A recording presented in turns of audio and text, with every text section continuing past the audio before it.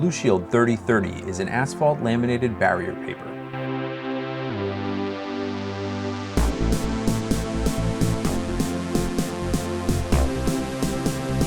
.3030 is primarily used in the construction industry as an underlayment beneath wood and tile flooring. The barrier and breathability, coupled with an economical cost point, make .3030 an outstanding choice for contractors looking to prevent moisture damage and squeaks in new flooring installations.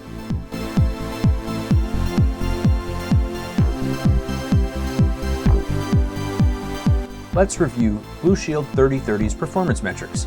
.3030 is a good moisture barrier with 30 pounds per ream of high-quality laminating asphalt. .3030 is not reinforced and therefore not intended for applications where tear resistance is a requirement.